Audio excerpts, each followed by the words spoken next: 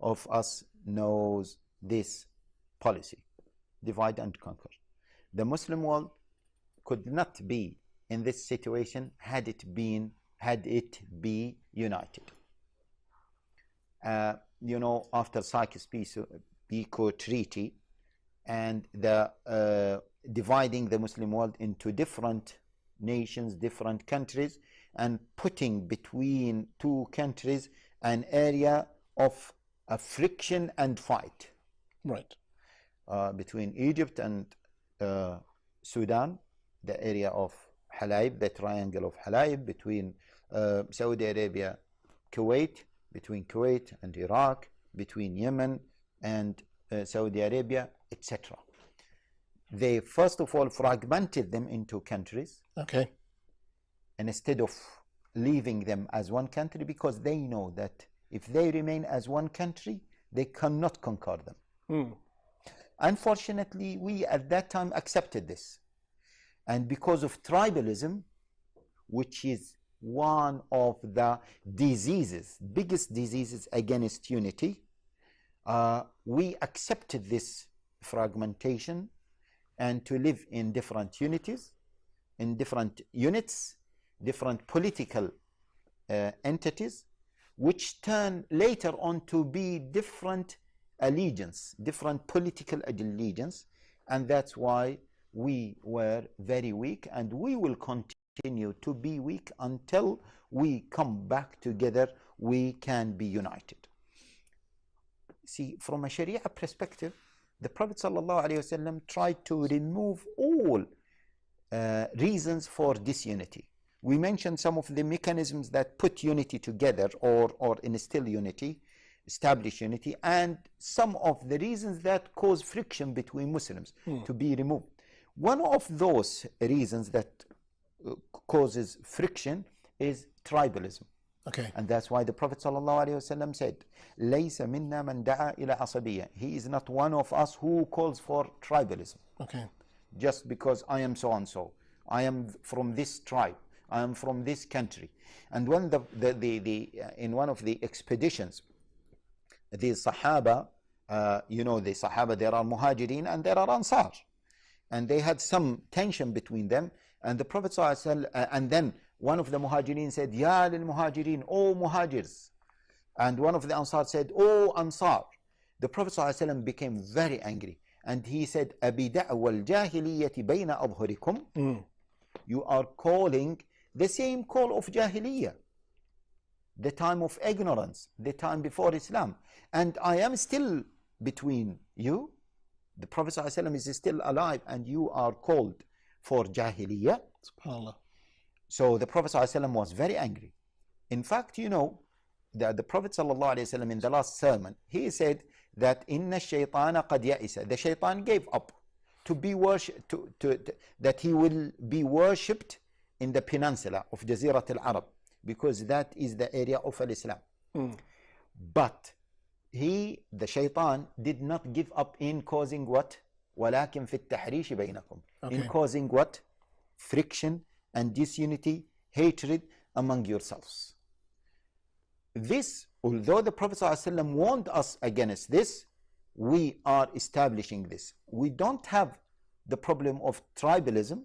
We have even the problem of politicalism or maybe different political allegiances. And now the Saudis, they don't accept the Egyptians. The Egyptians don't accept Kuwaitis. The Kuwaitis, they might say, well, we are one nation, etc. But in reality, there are problems. Okay. And it is true that some of the people, they don't have this, but the political setup enforces this on people. If Libyan is not allowed to go to Egypt except with what? With a visa. Right. Egyptian is not allowed to go to Jordan except with a visa.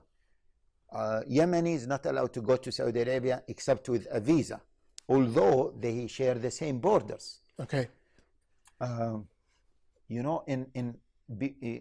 Europe, you can travel from the Eastern Europe, which is part of the Union now, the European Union, all the way to the far end, and you don't see borders.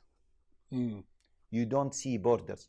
In fact, before this, and before you know the Schengen, where you once you have the Schengen visa, right, you can travel in any country that belongs to that Schengen. Even before that, I remember I visited the Netherlands in 1996. Okay. Before Schengen. I traveled from the Netherlands to Belgium.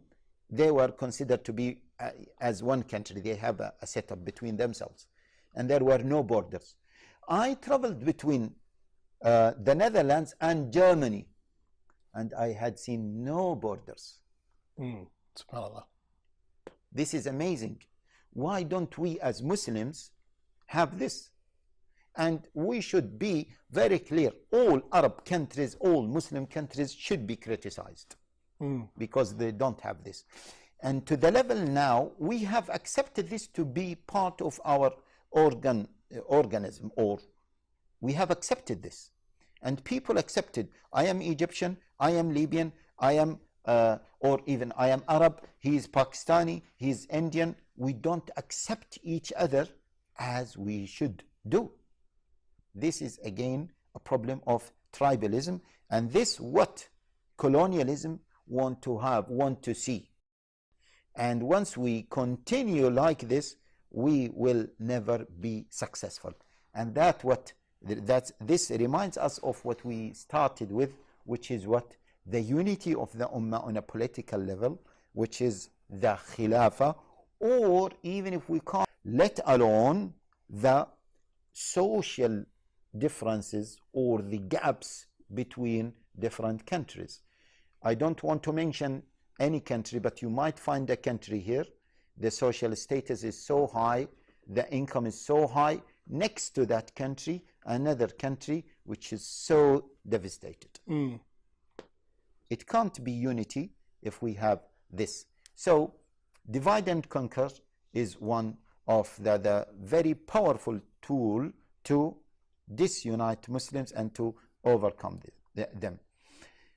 If you look at history, you will see that Muslims were defeated when they disunited. Right. Would it be fair to give the analysis that the consequences or the causes of unity can be divided into two? We could possibly say there's an internal element and there's an external element, like you mentioned, that there are people actively plotting to disunite Muslims. Yeah, this is a good way to look at it. Of course, you mean what causes Muslims to be disunited? Yes, internal elements and external elements. The external elements is the colonialism, for example. Exactly. Other people who are actively working to disunite people, and that's why we say on small countries. People should be united in these countries. But we have to be careful. When you unite as, for example, Saudis or Kuwaitis or Egyptians or whatever, or Pakistanis, make sure that you don't unite among yourselves against others. You are uniting yourselves, but that does not negate being united with other Muslims. Right. You know, I know that some people might not like this example where, when they had last year the football match between Algeria and Egypt. Oh. How many people were killed because of that match?